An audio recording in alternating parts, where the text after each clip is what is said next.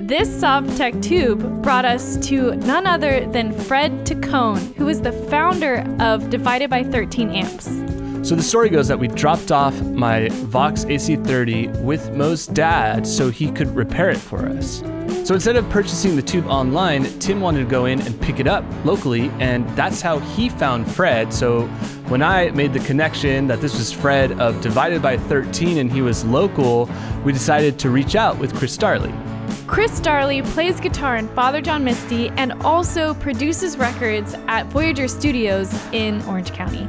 It's a great conversation about Fred Taccone's story as a guitar amp repairman who kind of became this guru to all these legendary guitarists, and then eventually he became the founder of this great boutique amp company that we now know as Divided by 13. We'll let Fred tell you the story, but you won't want to miss this one. If you want to see more episodes of Mothership gear like this, then subscribe to Ildefonso Inc. and please enjoy this conversation with Fred Taccone of Divided by 13 Amplifiers.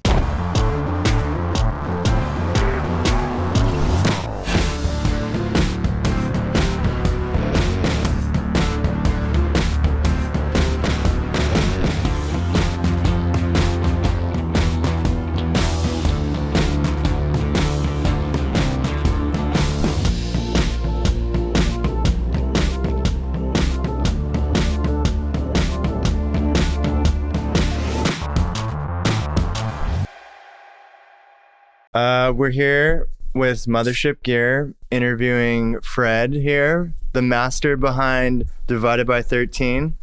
How are you doing? I'm good. Thank you. Good. Yeah, I just wanted to ask you a few questions. What was your first amp you ever owned? The first amp I actually ever owned was a little practice amp thing called a Gene Lease, which kind of went with the Tisco Del Rey guitar that you would get at Save on Drug. So that was my first amp that I got, and I got it along with a Gibson Melody Maker. That was my first guitar and my first setup. Nice. And then I ended up, luckily my garage was kind of far away from where people lived at my house, so I could go in there and just turn it on 10 was like, it's a 2-watt. Oh yeah, how old were you? 15. 15? Yeah. And your mom was full support of you making noise in the garage? Yeah, that's the thing. It was like, we have a tri-level house, so I was down over here, so no one, it was only 1 or 2 watts, but I would put it on 10 and just play Johnny Be Good over, just to get going. Oh, yeah. Yeah, because I think everybody knows that there's a reason why people usually do blues when they start, because it's predictable and it's 1, 4, 5, and everybody knows where we're going next.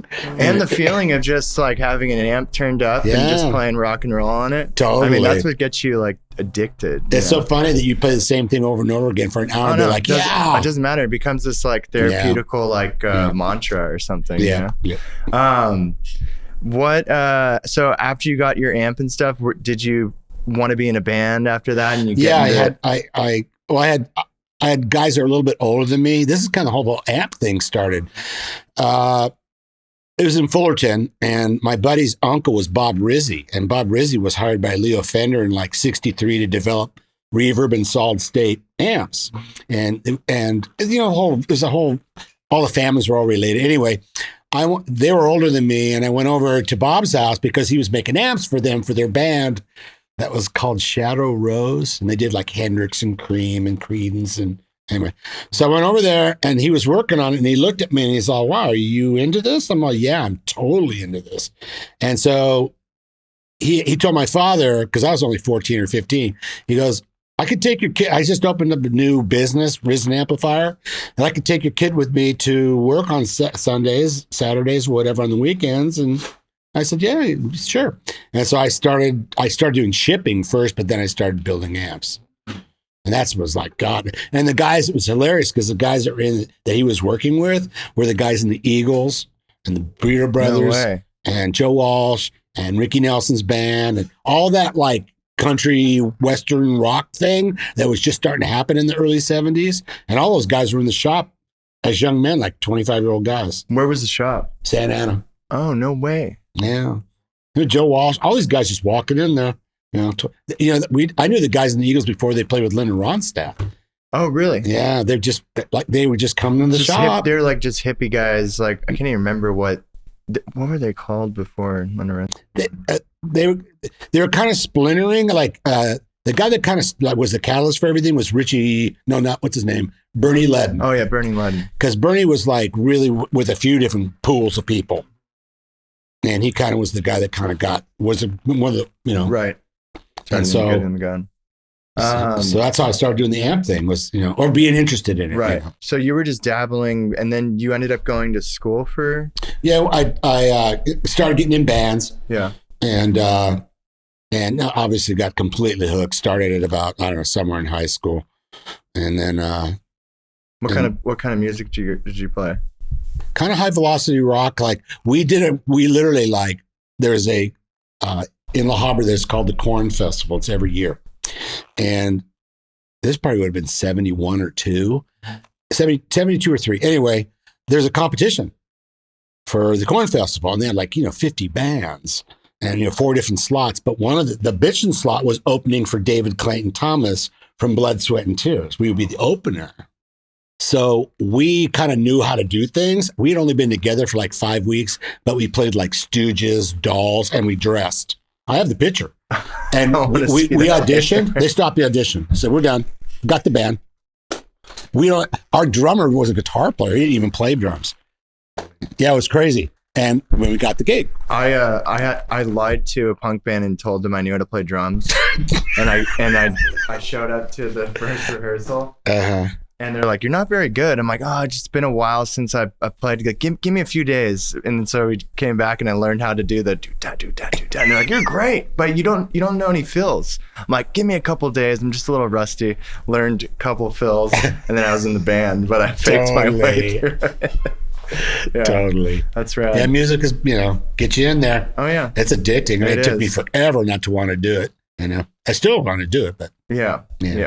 So you went to school for electronics. I when I got out of high school, I was starting to get in bands, and in Fullerton, Fender was in Fullerton, and then across the street from Fender was F.E. Olds, which is a horn company.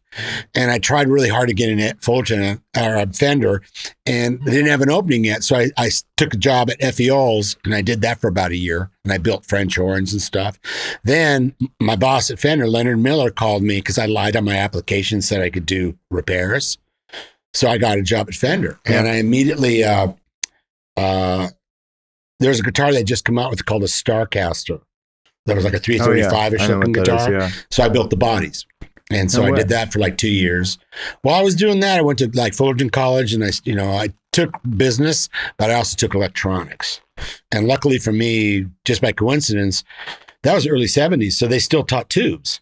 Things were half and half, solid state and tubes. So I learned everything. And then I went to work for Fender. I worked at Risen, and I actually did interview with Leo Fender at Music Man. But I decided not to take the job because they only had the wood shop open. And I was kind of getting tired of the all day in the dust. Yeah. I wanted to get in amps. So I didn't take that job. So that's how I started, doing the electronic thing, at the ground floor. But I always did stuff for me and all the guys in my neighborhood. I always could do all that stuff. But I didn't really think about really doing it till I got to be later in life, and I was on the road all the time, and I met a chick, and I kind of wanted to get married, and I was making reasonable money, but not for any, how it is. You unless you're making $5 or $10 a week, you can't have any kind of relationship. Obviously you're making $10 a week, your wife will kick you out the door. Mm-hmm. So I decided I'm going to cut back on this and start doing the amp thing because I want to be more stationary. Yeah. So what year was it when you kind of were like, okay, this is going to be a full-time career for me? I started in about 95 or 6, and I started to do it local, and I ran some ads and I did Recycler, and I had cards and I put up posters. But what really made things happen for me was I used to look at amplifiers because I knew a lot about them. I would check out amps for guys that had money that wanted bitchin' amps like Marshalls and Fenders, but they wanted to make sure they were straight.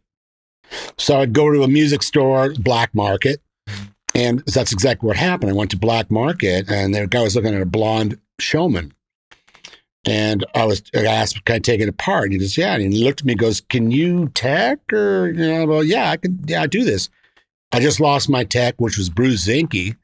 Bruce Zinke ended up leaving LA and went to work for Fender and developed 3 amps for them and did very well. He did what's it called? The Tone? No, it's called the Tone King. 100-watt head, 310 head, or cabinet, combo. Anyway, he left. He went to Arizona, worked for Fender. So I started working for Black Market, and they had ridiculous amounts of work, just ridiculous. I mean, he literally looks at me one day, and this is like 96, and he goes, I'm going to bury you for 3 years. And if anybody knew anything about Black Market, it was huge. It had 3 stores at one time, but the Black Market in LA, if you had never been to it, was like as big as a drugstore. I mean, just one of the aisles was like, 80 feet and 3 Marshall heads high all the way up and down. It was just ridiculous amount of vintage stuff. So he calls me one day. What he used to do is he would go over to Europe and he'd go all over Europe. They had this guy go all over Europe and he would get whatever, mostly broken amps. And they would get so many, they would put them on a container, put them on a ship and come over here.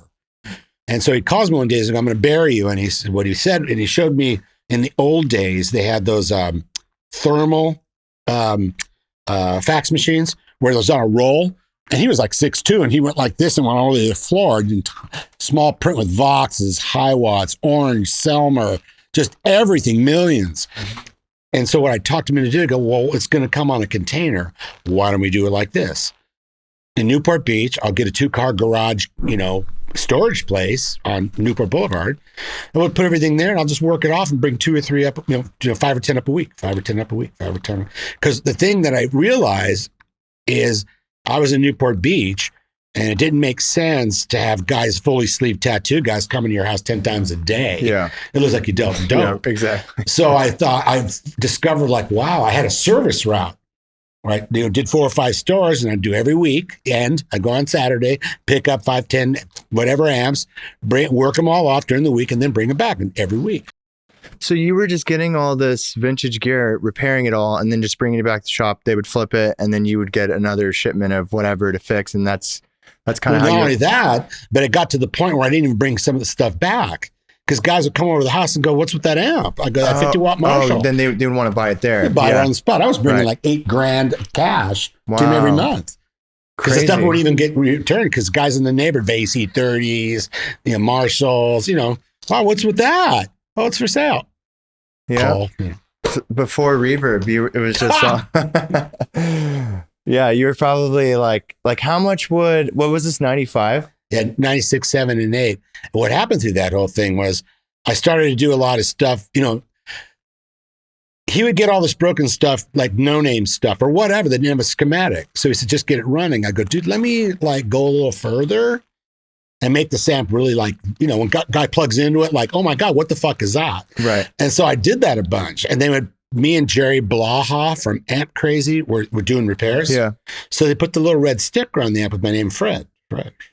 And then, guys like Jimmy Page, Billy Gibbons will come in and go, who is this Fred guy? Because there was a guy for Fender that was the Riviera guy. Yeah, Riviera. Was there any other names like that, besides him? Because that's the only one that's ringing a bell. He was kind of the first guy that did the Fender mods or whatever, adding. Yeah, the really the historical, the whole hot Dumble and Boogie and all that.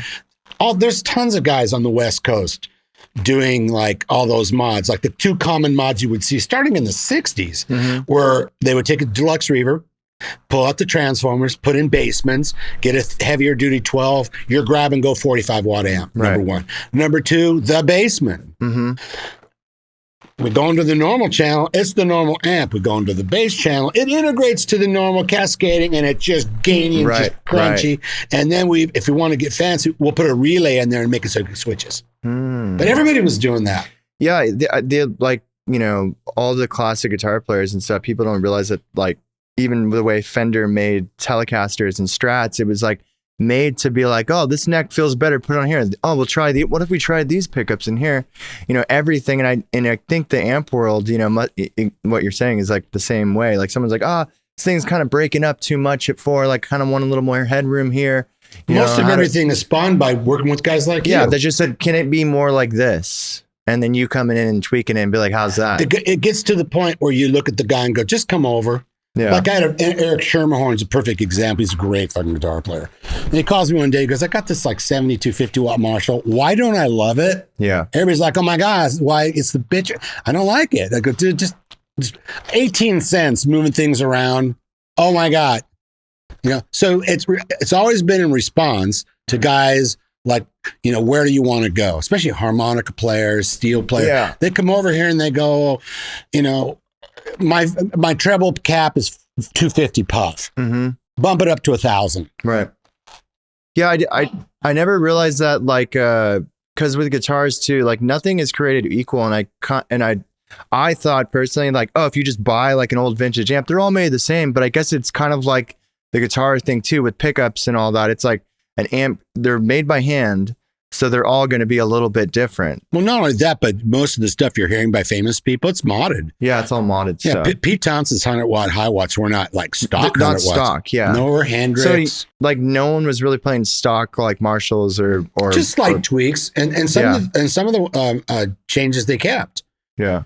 You know, and it made sense, you know, and it's always in response to where do you live, where do you want to go? Mm-hmm. You know, I mean, all of us I don't have the market cornered on electrical knowledge, but if you come over here, I mean, I'm just like, you know, stop, that's it. Okay. Where were you getting schematics in the 90s? Like, how were you finding like obscure amp schematics? Well, luckily for me, like all the Fender stuff was in my neighborhood. I'm from Fullerton. Right. And then really early in the game, Aspen Pittman, the guy that was behind Groove Tube. Matter of fact, I have an original. It's you probably have to call up somebody and be like, "Hey, do you have like any knowledge or schematic of this amp?" Like, well, you could get them. Like they're in the neighborhood. Like first of all, there's a Gibson book, so you can get that for all the Gibson stuff. There's Fender stuff was available because it was in town. I have some of the original stuff, and then Aspen Pittman started in the early '70s, where he started, you know, the Groove Tube thing, and I have the first book. It's like a pamphlet. Really? You know, I have one that's this thick and I have a little pamphlet one because when he first started. And so to answer your question, you know, and there's guys in the neighborhood that were like, you know, knowledgeable. And, you know, it's so funny how things go. You go and see a band and you hear the amp and you go, fuck, I can't believe that. Who did that? And it's this guy. Right. And then you go and see me because I didn't do anything and just biased it just right. Yeah. So many guys are like wanting to mod their amp and you look at them and go, let me just get it back to where it was. Yeah, where it was. And then tell me what you want to do. And 9 times out of 10, you're like, never sounded like that. Yeah, it just needed like a tube changed or something. Yeah, just biased correctly. I know. I always feel so bad when I bring something in to someone like you or whatever, and it's like, oh, well, you know, this tube's loose. Like, the thing that's crazy is all of us know is the most revered amps are made in the 50s. Yeah. Like, so they kind of had it right the first time. Well, it's like an old car, you know, you have to know the basics to keep it running. You know, if you don't, then you're just going to keep bringing it into the shop and the guy's going to be like, okay, I'll just take your money. It's fine. But you should probably learn how to put oil in your car. You know? Yeah. That's the thing about the tube amp thing is we all assume that people, you know, they made the tube amp thing so people could change tubes like a light bulb, the layman. Yeah. And it would be like cake. Yeah. God, in the old days for a Fender, like a Bassman, you just go to an electronics store. They didn't match tubes. Yeah, just buy a pair of Sylvanias, throw them in your amp, go. So divided by 13, let's talk about when you are kind of coming up with the concept, like what sparked you to, you know, start your own amp company and get that going. I was working at Black Market and I was really doing just busy as hell and really working with a lot of people because, like I said, at Black Market, they used to put my name on amps. So, but they didn't want anybody to know who, you know, because they were, it was all due through the store. Right. So pretty soon people started to find out who is this guy and they found out. So they'd call me on the side. Mm-hmm. And, you know, and then I'd go to, and you know, guys that producers have like 50 amps. Oh, yeah. So you're going to their house. You're going to the studios trying to fix all the broken amps and stuff. I'm working with John Bryan. I'm working with John Shanks. I'm having a lot of fun. And you're meeting all these people and they're like, oh, man, I need you to actually come over and like fix this. Yeah. Networking and all that stuff. So I was at Black Market one day and I ran into an old friend of mine, Rusty Anderson. We're talking about a guy that I grew up with, like in Fullerton, you know, Habra. Yeah, he's an Orange County guy, right? Yeah, he's from Habra. Oh, okay. So I ran into him at Black Market. I'd seen him here and there. We'd known each other since we were teenagers. But he was one of the guys from my neighborhood that went up to LA, I'm going to make it, you know, and like all of us didn't do. Right. And he slugged it out and really worked his ass off. So I ran into him at Black Market and I did a deluxe a friend of ours had a deluxe. It was all chopped up. He goes, "Can you make this back to a tweed deluxe?" Like, you know, and so I did that. And I'm doing stuff for him. He looks at me one day and he's like, you know, why don't you just make something? Rather than just modding shit, why don't you just make something? Mm-hmm. I got this, what I got this idea, you know, like, all right, look at whatever. And so he explains kind of what he wishes, kind of amp that would be existing. And so I took all those notes and I built it. He talked to me about like, I have this amp I use a lot, you know, and I really like it, but blah, blah, blah, blah, blah. And so from that conversation, I decided, okay, I'm going to make an amp. I didn't really want to because this is like, you know, Mark Sampson and Matches had just ate it really bad. I didn't really think about being an amp guy. I was having a blast with repairs. Yeah. Anyway, I ordered enough parts to do about 4 or 5. And I started making them. And he calls me one day and he's all, I got the McCartney gig. And I'm like, wow. I mean, obviously, we're the 8-year-old kids that were like watching him play on Ed Sullivan in '63. We're that guy. And then when we saw that, it's over. It's not a bad gig to get. Just I mean, all of us were just, oh my God. Anyway, so I'm literally hauling ass to get these amps done. While I'm doing them, some of the other guys that I've been dealing with, like Lyle Workman and Joel Shear and Nick Lashley, were playing with Lawrence Morissette. Lyle was playing with Beck. I already knew him. And they're like, hey man, I heard you doing this thing. Can we get in on that? And I go, yeah, I'm going to make 4 or 5. Yeah.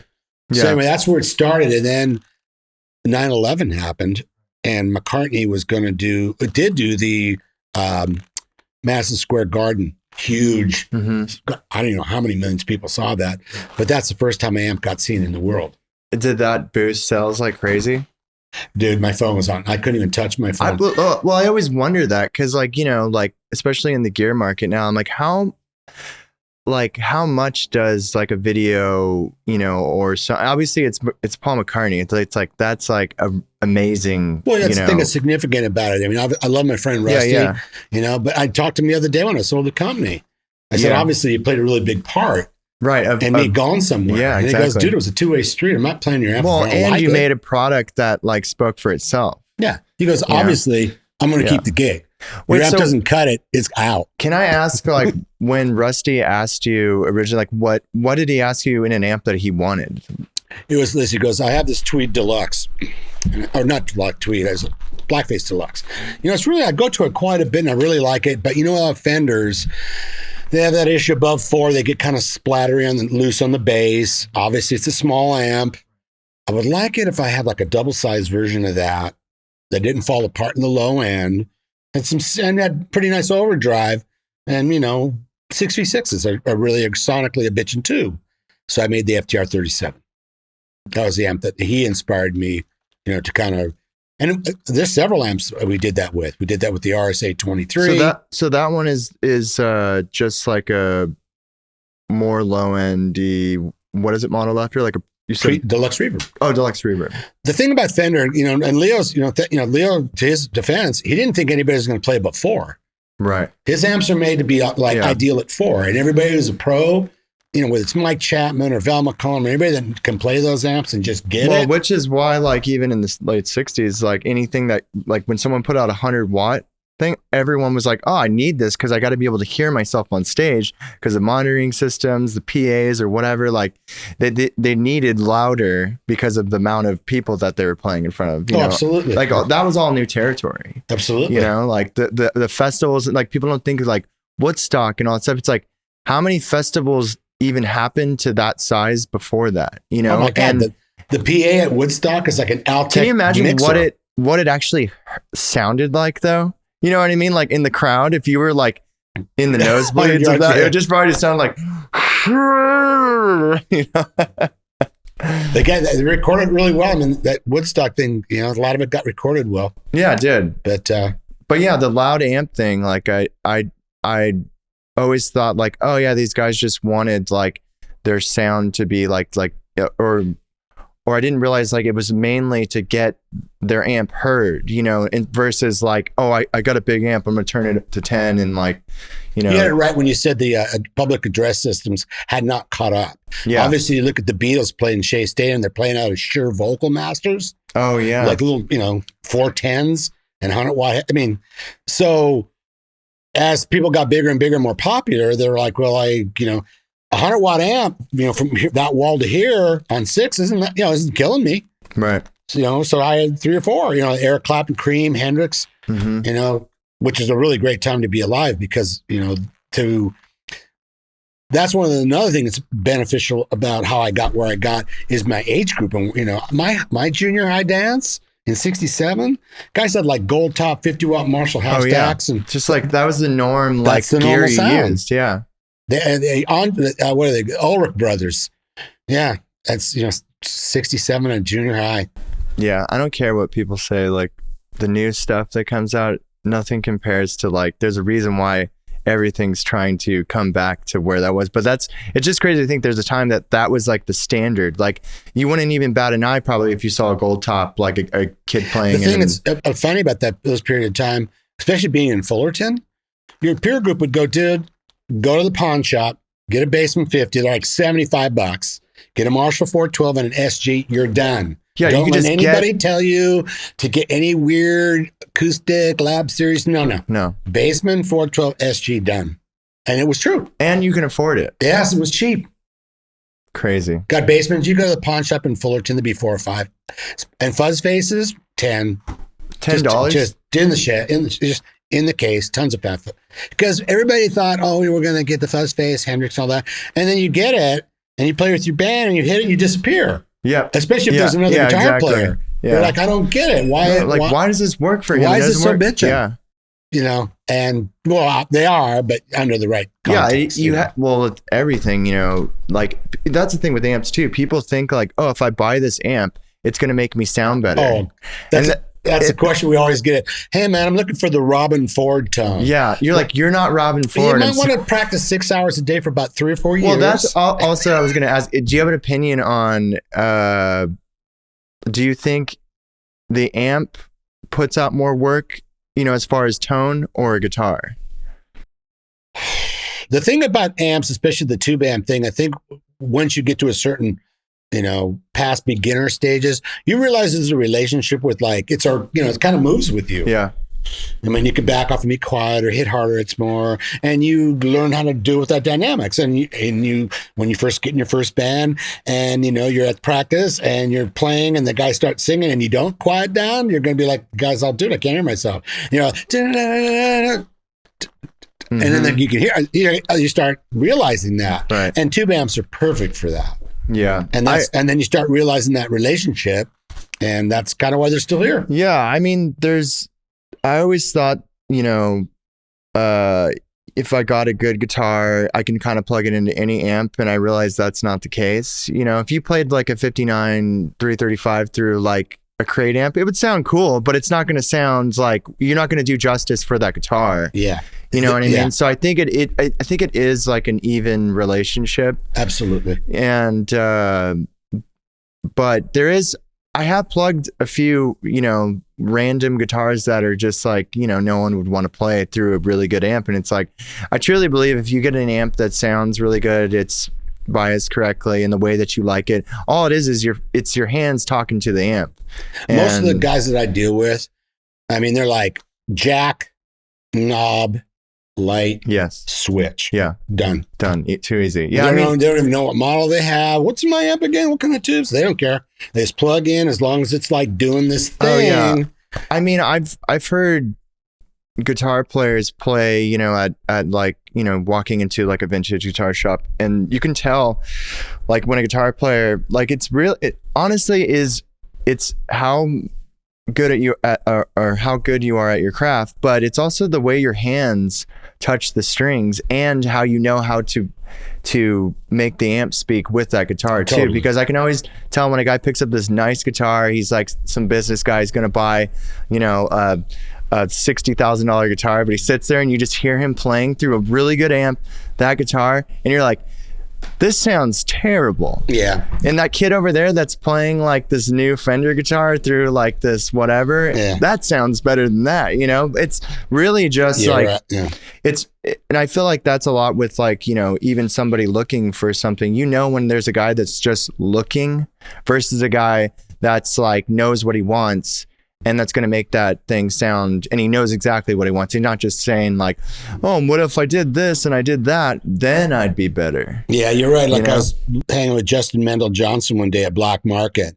I think he pulled one of those plastic national bass things. Yeah. They're like this big. Mm-hmm. And he pulled it in, and I couldn't even believe what I was hearing. Yeah, it sounded probably incredible. It was amazing. Yeah, because of the guy. Because he's the guy. Yeah. Yeah, I know. It's funny how that goes. It's like this guy's like, oh, I was playing on some record, and this guy's like, I want to sound like Mike Campbell. I'm like, well, you got to be Mike Campbell to sound like Mike Campbell. You're right about because that's when you're a boutique amp guy. Yeah, you get millions of guys. We call them blues lawyers. No offense, you know, to the guys. Everybody's in a progression of where you're going to end up.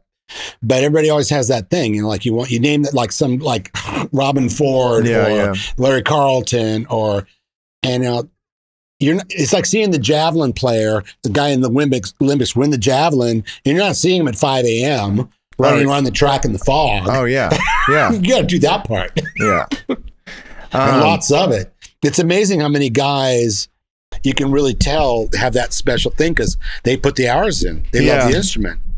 Yeah, it's also just like, you know, I believe some people just have like the gift, you know, there's even the younger guys that are playing around town, like when I hear them play, I'm like, oh, they just, you know, they haven't been spending that many hours practicing. Like I know for sure they probably just picked up the instrument and it just immediately spoke to them. And I feel like all the greats are probably like that too. I'm sure if you heard Jimmy Page like at 14 or 13 playing the guitar, he would blow your mind, you know, like, but especially him. Yeah. Yeah. You know what I mean? Like, I feel like there's a reason why we have all these great people. It was like some sort of divine gift from hired, like, you know, zapping them with a lightning bolt and going like, this is what you're going to do for the rest of your life.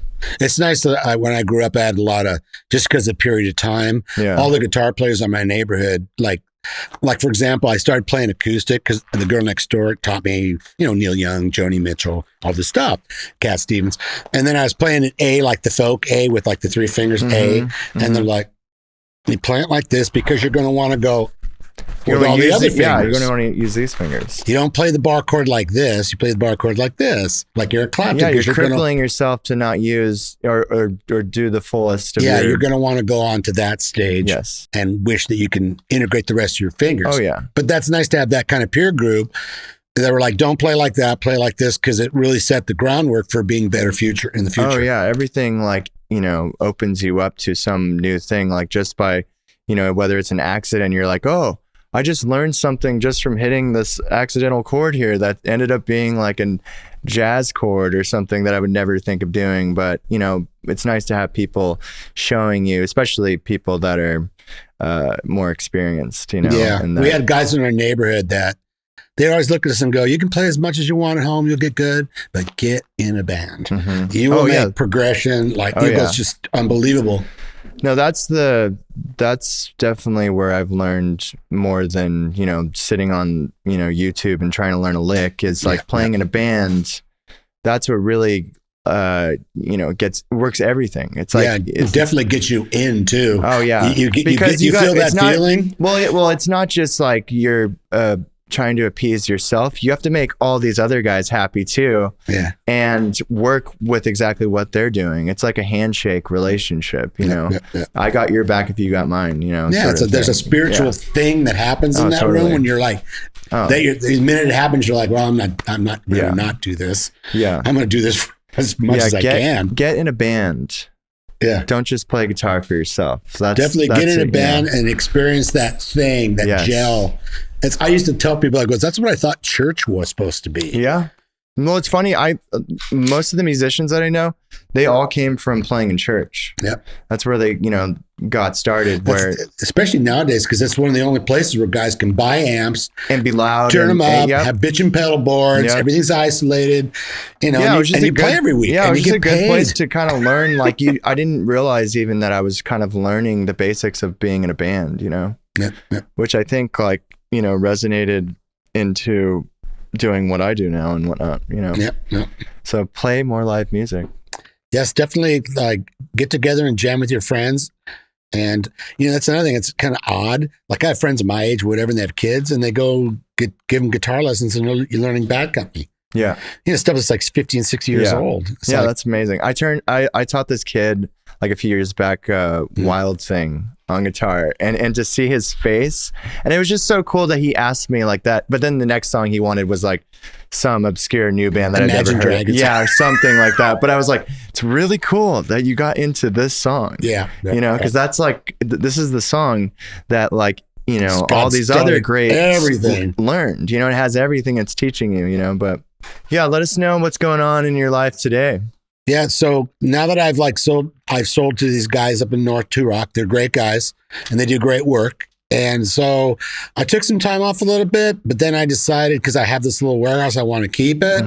And I'm here every day anyway, that I ran an ad about 2-3 months ago. For the last few months, I've been taking repairs. And as you can see, I have some, cool stuff. Like right next to you is that really rare Tuxedo 6G, 6B Bassman from 64. And then on the other side, that bench over there, right here, that is a Script logo trainer from 1966 with a rectifier tube, something you never see. That's owned by a friend of mine that plays with the Cult. Wow. And then right behind you is a 71 Ampeg Portaflex. It's a lot of fun to work on that. So I get a lot of cool things to work on. Yeah, it's amazing. Plus I have some stuff that's tough, like that Mesa Boogie right there is pretty hard to do. Those are these are hard to work on? Yeah, because they're circuit board amps and they don't have like a layout where you can come in over here and underneath the board it's all over here. And if you don't know that, you're like probing. Right. Like, where's that end up? It's tough. Aren't like Gibson amps really hard to work on? And the original ones? Yeah, original ones. I would say no. Matter of fact, really? They're easy? I'm super into the Gibson thing. I've got the book, and I've always done a lot. What's like the hardest amp to work on, do you think? That is a real point-to-point amp. It's probably Magnetone. Oh, yeah. You crack open a Magnetone from the early 60s, and it's like, wow. It's like a bird's nest. Yeah. Everything's on terminal strips, and wire will go from here over to here. They're okay. They sound good, but they are involved. You have to know your repair to really repair. That's not a novice repair guy. Right. You got to know what you're doing. So how can people reach out to you if they need to get stuff repaired? And well, if you go to Facebook, I'm on Facebook and, my whatever, and I can give you my contact number. But I'm in Newport Beach. I'm here most of the time. I do tube amp stuff only. I don't have the gear anymore. I used to do everything, but I don't have all the test equipment to do solid state, like preamps or mics or weird pedals. Right. So I'm really just all high watts, Fenders, Marshalls, Orange, Selmer. All the good stuff. I know that stuff because I'm old. Yeah, right. Yeah. Cool. Well, thank you so much, Fred. It's been so fun. A lot of fun. Huge shout out to the team behind this episode, including Chris Darley and Lauren James and Lauren's Emporium, who came down and hung out with us for this interview. And thank you to Fred Taccone for being willing to chat with Chris. And also thank you for Tim for finding Fred locally and getting this tube from him that ended up fixing our amp. Thank you so much for watching Mothership Gear. We'll see you guys next time. Bye.